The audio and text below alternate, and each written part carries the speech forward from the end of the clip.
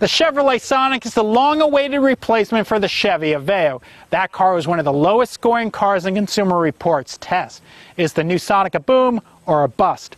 To find out, we borrowed a pair of early-build Sonics to take a first look.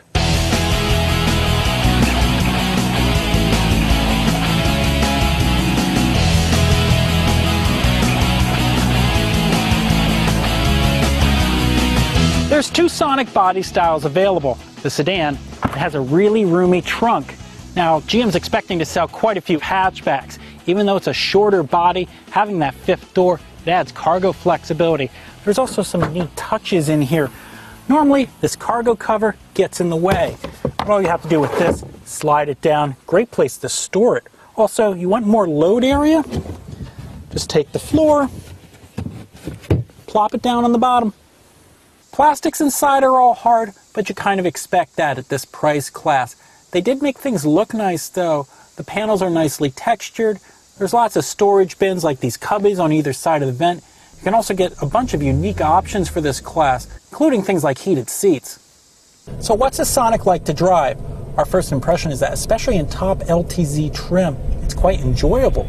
It joins a small group of cars, the Honda Fit, the Mazda 2, the Ford Fiesta. These cars are all inexpensive to buy, get great gas mileage, they're really practical, they're also fun. It's a far cry from the Aveo. You couldn't use fun and Aveo in the same sentence, except for that one. The Sonic shares its powertrains with the Chevy Cruze. The black LT sedan that we have has the most common powertrain. That's a 1.8-liter four-cylinder with a 6-speed automatic. It works pretty well.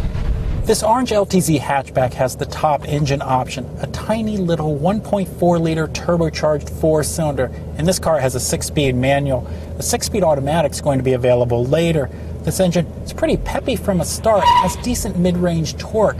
Thing is though, because of gearing, if you want to maintain speed on the highway, you might have to downshift a gear or two in order to keep up.